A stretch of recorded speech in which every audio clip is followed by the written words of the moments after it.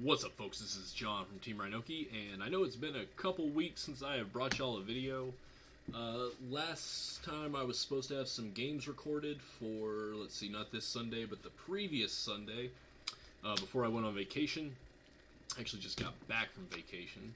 Go Cancun. The camera didn't quite work down there, so we weren't able to record any of the games, I wasn't able to, in time, get the deck profile recorded for the deck I decided to play out there. But I did go undefeated with the tournament with the deck, and then I let my friend borrow it for this past weekend, and she went undefeated with the deck as well. So, the deck is currently undefeated in tournament play. So, trying to think if there's any quick updates. But other than that, Saiyan has now won 2 regionals, which is pretty awesome. 2 different builds, I think, too. There is the Ally build, which looked really cool and fun, and then the new build that just won Florida. So the deck profile and the deck that I won the tournament with for the local was Cooler, and it's Enraged. I'm on a big red kick right now. I just really enjoy red Enraged. So, plus it helps me never forget my triggers for red 13. But I'm going to be going over the deck profile for that, guys. And before I do, also this Sunday will be the Win-a-Sphere tournament out at Silver Gems in Joshua, so we'll be having that. Hopefully I can win the sphere. It is a print 4 sphere. I believe it's a heroic sphere. I won it last time, so we're going to try to win the tournament again this time. Other than that, I'm just getting currently ready for the regionals. Next month I've got Colorado at the end of September. And then I've also got, I believe, ARG in Oklahoma City, and then another ARG event at Miniature Game Exchange in Grand Prairie. So we're going to see how well I do with that. Those 2 go before Colorado, so it'll be extra practice. But this is the deck profile for my Red Enraged Cooler, which has gone undefeated 2 weeks in a row. So let's, again, guys, I apologize. I got to get a better tripod system for this. Or maybe some editing programs.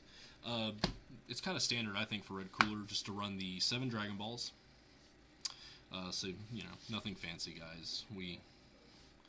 We all know those. Let me move this a little bit. I, again, apologize. You know, bear with me. But pretty standard, just the 7 Dragon Balls. Then for my freestyles, let's go ahead and we've got time, because I feel like time is just kind of a staple. Not every deck needs it, obviously. 2 VTPs. 1 Dragon Radar, because I am going for my Dragon Balls, and it's nice to search out whatever I want.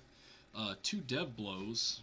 It's Anger Control, Graveyard Control, decent damage, and it gives you an Anger. I am highly contemplating swapping this out for 2 Wall Breakers instead. I like Dev Blow, I like the -2 Anger on the opponent, but I just think Wall Breaker might be better overall. So far, though, I'm not having a problem with it. And then we've got 3 of Cooler's Rebirth. Good card. Not my favorite of his named cards, but it synergizes well with a lot of what he does. So, and then Cooler's Rebirth, probably, I don't know, I really enjoy this one, actually. 2 Anger, and it's pretty much, if it hits, it's going to be a crit since it can't be prevented. Not guaranteed, but it'll pretty much be one. I'm assuming also everybody knows what Cooler does on his levels. I didn't go over that. And if you watch my channel, you've already seen what Red Enraged does by now. So, I don't feel like I need to go over that. For the setups, guys, for the actual, like, styled part of the deck, 3 Red Relaxations, 2 Red Blazes, and 2 Red Destinies. I think this is the only one you really need 3 of. I think this is just 3 or none. I don't think running less is even viable. And as far as these go, it is a passive deck, so you can get away with setups, but I wanted to minimize what I draw in my hand as far as dead cards go. I know the Red Mastery takes care of that to some degree, but I feel like 2 and 2 has been perfect. I have not needed more. So then we've got onto the blocks. That's it for the setups. We've got 3 red stops. It's an Omni block. I need 1 more foil. I know I've said that before. Hopefully all these cards will get foiled out here soon, because a lot of them actually go in my Red 13 deck. I don't really use the second part. I don't run any drills in this deck. So Then we've got 3 red blocking hands. Blocks a physical really good. Obviously, physical meta, I think. And it gains 2 anger. Red resourceful block, you can just get nutty stuff off with this. Plus endurance 3, lower your MP 1, draw a card, level back up, etc. etc. 3 red sacrifice, you mostly have it there for the discard fodder. You can block with it, I have had to before. Your actual energy block, endurance 2, red energy defensive stance. I'm assuming also most people know what these cards do by now, so I'm not really explaining them. But gains an anger. It's not great, but it's better than nothing, and you need some kind of actual energy block still. 3 red shoulder grabs, because making everything critical damage is amazing.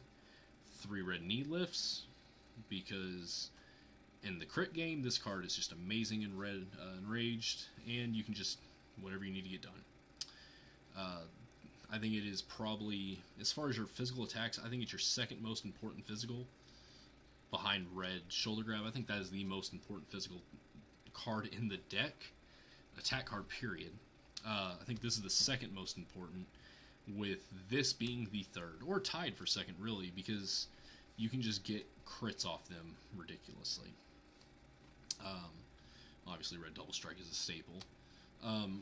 Red sword stab, I think there's better stuff out there, and I'm actually contemplating swapping this out for some other stuff, for some other techie choices.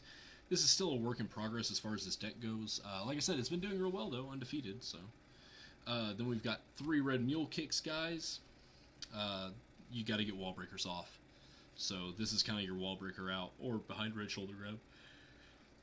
And then red static shot, because shutting off endurance for styled attacks is amazing.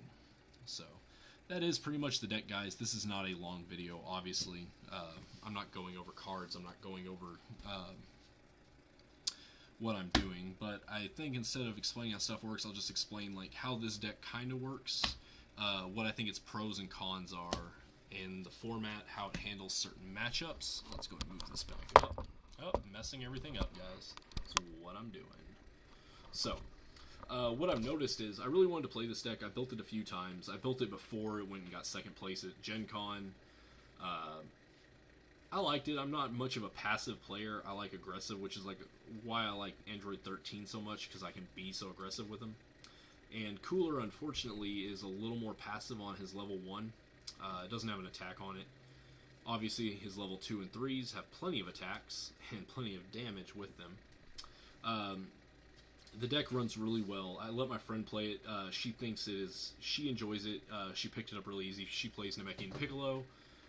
She's been looking for something else to play, so I let her play this, and hopefully she'll be playing this Sunday for me also, representing Team Rhinoki over here and the deck building skills I bring to the table. But no, I enjoy the deck. Saiyan does present a problem for it, I've noticed. I play a lot of Saiyans between my friends. They are big on that Saiyan Broly train. They've been doing it like everybody else. And Saiyan Cell, and it does hit pretty hard, but the deck recovers so well. If they can't lock you on one, you're more than likely gonna win. If you get locked down on one in red anyways, you're pretty fucked, I feel. As we're black, like, you have a lot of recursion going on, and you've got energies to get rid of and do other things with pardon me, with things like Black Command, shuffling Dragon Balls back in, and stuff like that. You can just reuse them. And then getting Dragon Radars back is pretty interesting. But if you get stuck on level 1, which is pretty hard to do in red, to get stuck on level 1, but because you go pretty quickly, even passively, you can just set up and have such a massive thing going, unless someone, I believe it's Red Observation, just wipes the board out. You're pretty set. But the deck doesn't handle like super heavy aggro really well. I look forward to actually playing her this Sunday with it against my Red 13, because I don't have any experience against the deck myself. I've played it, but I've never played against it. And then I think me and her have never actually played with my Red 13 against her, so that'll be interesting for each of us. But the deck handles every situation really well. It can pull ahead of super heavy aggro decks. You have to get a couple blocks going. Like, you have to get off that level 1. So opening with a red sacrifice to pitch for your level 1. opening with a red blocking hand would be amazing. You're not worried about so many attacks past that. Maybe if you know they're going to have wall breakers, having an out to wall breaker also. And then just being able to set up, having some graveyard, and then red relaxations.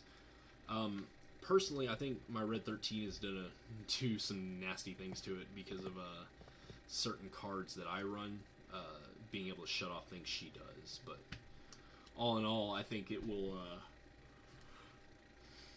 I think it'll be a fun matchup. Like I said, I think the deck just has a few problems with super heavy aggro, especially from Saiyan. She mentioned that she got, I believe it's Saiyan Peace, that if you level up, they can discard it to de-level you. She thought that was kind of a problem. I don't see that as much of a problem unless they put you back on 1, just because you're going to draw a card off it. Now, if they put you from 4 back to 3, I really don't see a problem then, because you're just, you've got an attack. Like I said, if you can chill on level 2 and 3, you can play the Beats game. You can play the DB game, which she did. She DB'd out. So, you've got the options, guys. I should have some footage from the Winosphere tournament coming this Sunday. I'll be going to a tournament tonight with this, so we'll see if I can make this 3 tournaments where it goes undefeated. Really good players up at the tournament I'll be going to, the local tonight, Miniature Game Exchange. So, and down below I'll have the links to the Silver Gem page for the Winosphere tournament, guys. So, hope everybody comes out, has some fun with it. I'm not sure if I'll play this. I think, like I said, well, I'm pretty sure I won't play this for the tournament. I just don't enjoy it as much. But I gotta get some more tweaks done for her. But if y'all have any suggestions for the decks, or if you want to, post your own deck list, we can discuss it. I am all for that, guys. Like, subscribe, comment below. Should be some more videos coming up soon. I do apologize for like the 2-week gap. I did say I was going to go on vacation. There wasn't going to be too many videos. Then I started doing the locals. I'll still be doing that. I'll still be recording my locals on Sundays and posting the game matches there for like top table and my games. I believe this Sunday I'll be playing something different. I won't be playing my red 13 or red cooler. I'll be playing a different MP with red. I just like red right now. It's helping me, like I said, learn my triggers and make sure I remember them. Other than that, guys, I got nothing else. Expect some more videos coming up this week. Oh, pardon me, guys. I am John from Team Rinoki, and I am signing off.